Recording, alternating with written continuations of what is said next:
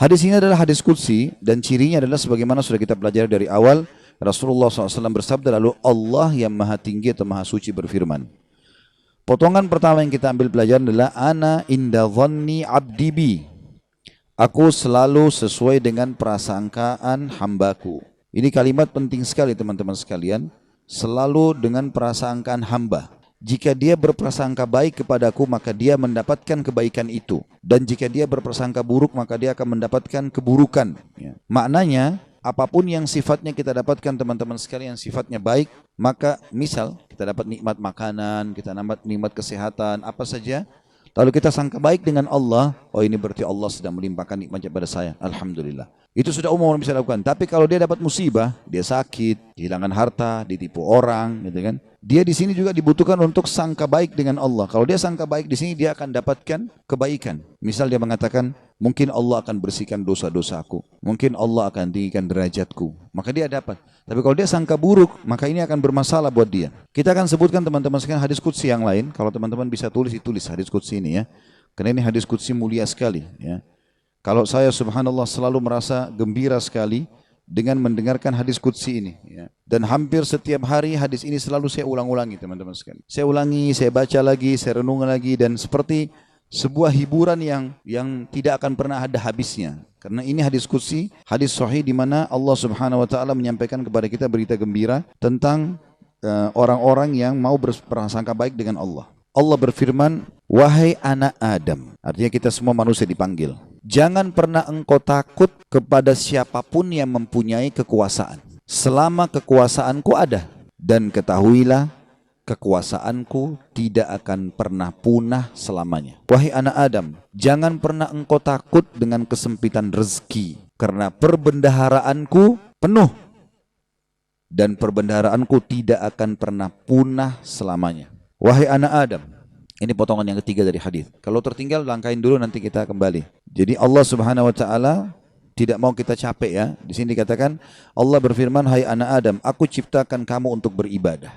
Maka jangan engkau main-main. Aku menciptakan engkau untuk beribadah, maka jangan kamu main-main. Tadi potongan pertama, kalau ada yang tertinggal silakan. Wahai anak Adam, jangan engkau takut pada siapapun yang mempunyai kekuasaan selama kekuasaanku ada, dan kekuasaanku tidak akan pernah punah selamanya. Kemudian potongan kedua, wahai anak Adam, jangan pernah engkau takut dengan kesempitan rezeki, sedangkan perbendaharaanku penuh dan perbendaharaanku tidak akan pernah punah selamanya. Wahai anak Adam, aku ciptakan untuk beribadah, maka janganlah engkau main-main, dan aku tentukan rezekimu, maka tidak perlu kamu capek. Tentu anggota tubuh kita bergerak, hati kita bertawakal ya. Aku ciptakan engkau untuk beribadah, jangan engkau main-main, dan aku tentukan rezekimu, maka tidak perlu engkau capek. Demi kemuliaanku dan keagunganku, jika engkau ridho terhadap pemberianku, maka aku akan tenangkan jiwa dan ragamu. Jika engkau ridho ya, terhadap pemberianku, maka aku akan tenangkan jiwa dan ragamu. Jika engkau tidak ridho dan engkau akan mulia di sisiku, Jika engkau tidak ridho, tadi ya, demi kemuliaanku dan keagunganku, jika engkau ridho dengan pemberianku, maka aku akan membuat jiwa dan ragamu tentram, dan engkau akan mulia di sisiku.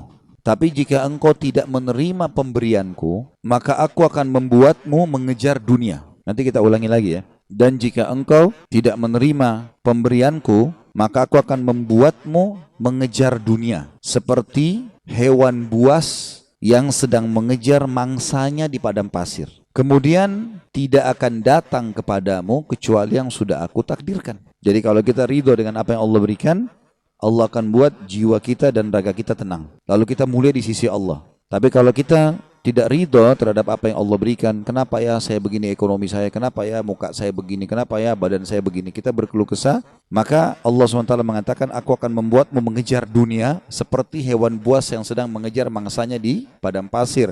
Kemudian tidak datang kepadamu kecuali yang sudah aku tentukan juga. Makanya capek sekali. Jadi orang beriman itu santai saja. Dia akan dapat semua apa yang Allah janjikan. Tidak perlu capek-capek. Nah, orang yang mengejar dunia berlebihan justru orang karena tidak bisa menerima takdirnya Allah, atau tidak ridho dengan pembagiannya Allah. Wahai anak Adam, aku telah menciptakan langit dan bumi, dan aku tidak pernah sulit menciptakan keduanya. Maka apakah kau pikir aku akan sulit untuk mengurus rezekimu?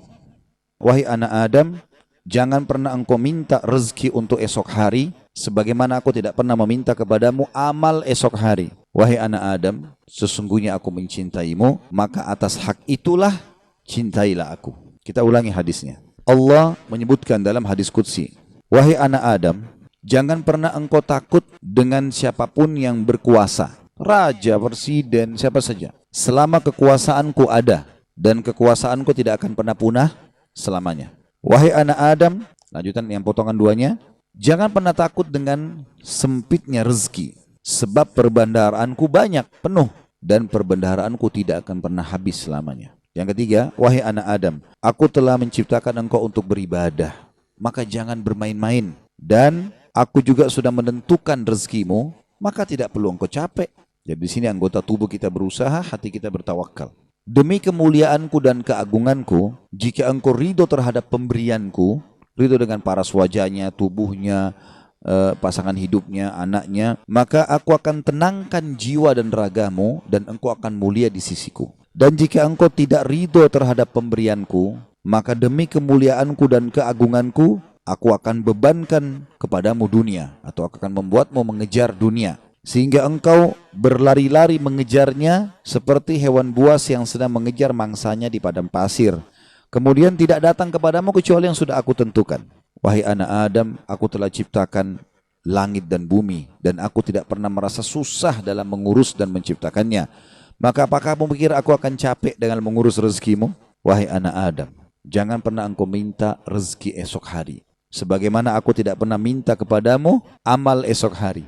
Kita tidak perlu sholat untuk besok, untuk lusa, untuk minggu depan, cadangan, tidak perlu. Sholat hari ini. Kita puasa ya hari ini. Ramadan tahun ini. Itu pun hari yang ada kita hidup, kita puasa. Kalau enggak ada. Gitu kan. Hari ini semuanya. Maka jangan kau minta rezeki besok kepadaku, sebagaimana aku tidak minta kepadamu amal besok. Gitu kan. Lalu kata Allah Subhanahu Wa Taala, penutupan hadisnya, ya, sebagaimana sudah kita sebutkan tadi ya.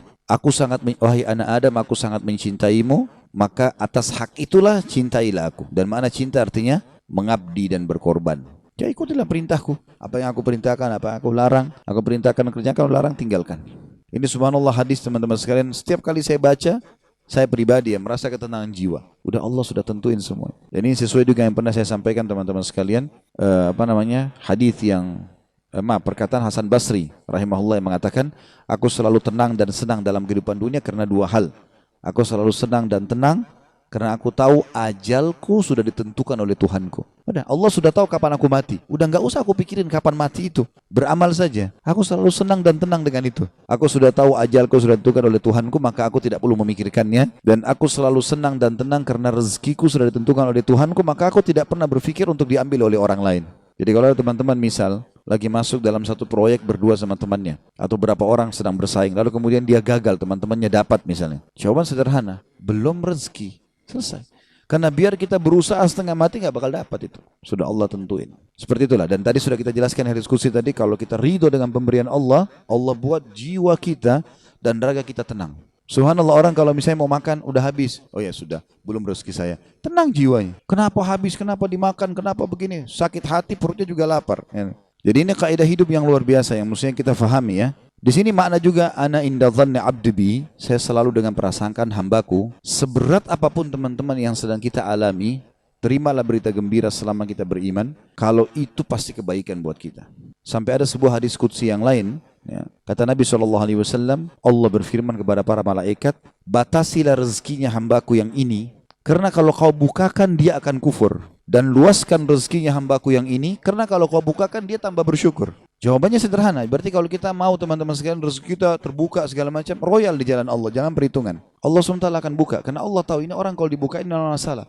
Qarun kan begitu dulu. Qarun itu yang diceritakan di dalam Al-Quran tentang kaumnya Nabi Musa yang kaya raya. Sampai di Indonesia pun bahasanya harta karun. Ya. Itu kan namanya Qarun, ditimbun sama Allah dengan harta-hartanya. Walaupun ahli sejarah berselisih pendapat di mana tempatnya. Ada yang mengatakan di laut, di Turki, ada yang mengatakan di Jordan, negeri Syam, dan sebagainya. Ala kulli hal, dia ditenggelamkan oleh Allah SWT. Sampai semua harta tertimbun dikatakan harta karun. Ya. Qarun itu dulu orang soleh, luar biasa ibadahnya sama Allah. Sampai terkenal di pengikut Nabi Musa yang paling alim, termasuk adalah Qarun. Miskin, rumahnya susah, bajunya kotor, makan tiap hari tinggal tunggu orang kasih. Sering Nabi Musa lewat, kirim salam sama dia, tanya kabarnya, titipin makanan. Salah satu dia bilang, hai Nabi Allah, mintalah kepada Allah agar aku diberikan kekayaan. Susah hidup begini. Nabi Musa alaihissalam berdoa, baiklah, ya Allah bukakanlah rezekinya Qarun. Allah terima, Qarun bertahap, diajarkan oleh Allah Subhanahu Wa Taala. Tiba-tiba Nabi Musa alaihissalam berikan dia sedikit emas, ya, kemudian dia transaksikan, terus dia tertarik dengan emas itu. Dia mulai belajar bagaimana cara mengelolanya emas, sampai pelan-pelan dia punya kios kecil, lama-lama sampai dia punya produksi emas terbesar pada saat itu. Menjadi orang kaya raya. Udah nggak sholat lagi, udah nggak zikir lagi, ya. Udah mulai sombong, jalan di pinggir jalan sampai kereta kencananya semua pakai emas. Kemudian Nabi Musa alaihissalam utus orang-orang untuk ngumpulin zakat mal, dia nggak mau kasih. Lebih parah daripada itu, dia mengajak kaumnya dan membiayai mereka untuk memerangi Musa alaihissalam. Sampai akhirnya Musa alaihissalam berdoa agar Allah tenggelam dengan harta-hartanya semua. Jadi subhanallah, Allah itu memberikan dan Allah menahan, itu Allah tahu tentang kita. Ya ibaratnya seperti misalnya anak kita. Kita tidak bahasakan Allah punya anak.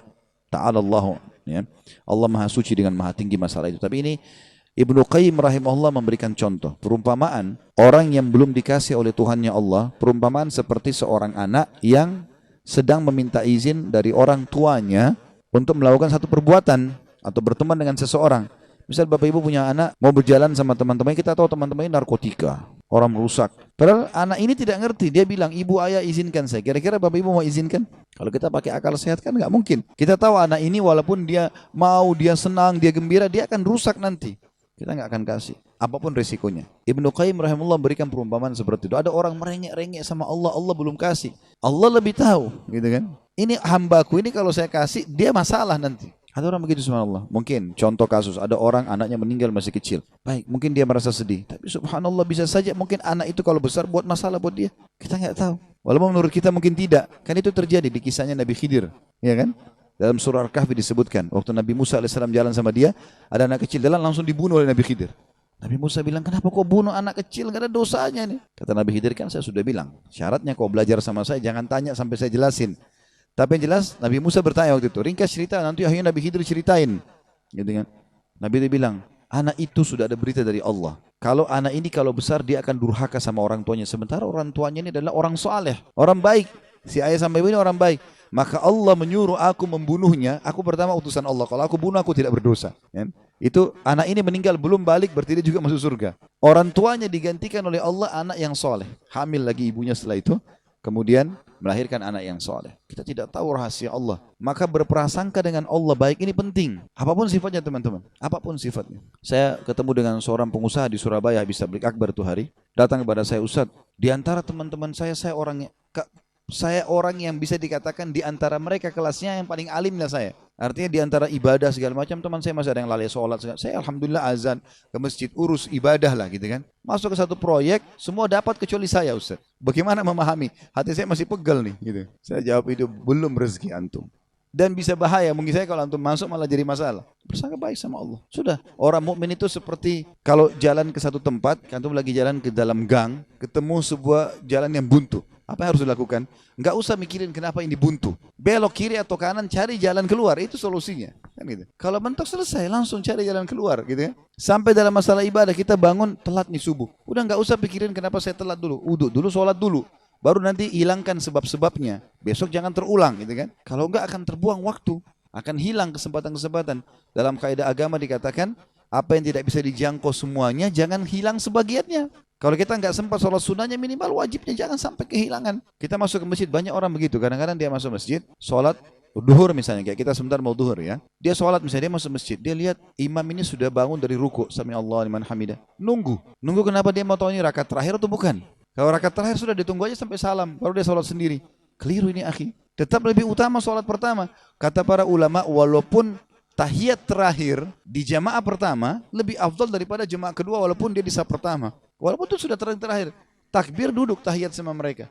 Berapa banyak orang yang tidak paham masalah ini. Yang tidak bisa didapat semuanya, jangan kehilangan sebagiannya. Itu kaidah. Harusnya begitu. Apa saja teman-teman sekalian. Subhanallah saya pernah punya teman orang Senegal dari Afrika dulu waktu masih di Madinah. Teman saya di sebelah duduk di sebelah saya. Dia mungkin telat masuk kuliah 3 bulan gara-gara pengurusan visanya berangkat gitu. Tapi subhanallah cum laude anak itu. Dia datang duduk di sebelah saya, mulai masuk hari itu. Saya kan nulis juga apa yang dosen bilang. Saya ikutin apa yang dosen bilang, saya tulisin. Anak ini begitu masuk sudah 3 bulan. Udah banyak lembaran pelajaran yang ketinggalan. Mungkin ada 40-50 lembar tulisan yang sudah ketinggalan. Tapi dia mulai hari itu teman-teman sekalian dia langsung tulis. Mulai masuk hari pertama, dosen pertama, dan sampai masa ujian terus saja dia nulis. Saya sempat tanya dia waktu dia mulai nulis, "Akhi, bagaimana ente nulis, kan ada yang ketinggalan?" Dia bilang, "Gak apa-apa, saya tulis sekarang, nanti itu nyusul. Sekarang ini dulu saya tulis." Dan betul, ternyata setelah mendekat ujian, yang dia tulis berisi kurang lebih 70%, yang tertinggal 30%. 30% itu disusul sama dia, diambil tulisan teman-teman yang sudah ada baru disusulin. Jadi yang tidak bisa dijangkau semuanya, jangan kehilangan sebagiannya, kan gitu. Ada orang begitu, subhanallah, ya. Lewat waktu sholat duha sudah kepepet, sudahlah nggak apa-apa, nggak usah deh, besok aja. Jangan, sekarang, walaupun cuma 2 rakaat, gak ada masalah. Jangan kehilangan semuanya. Maka itu kejelian dalam memahami itu teman-teman sekalian.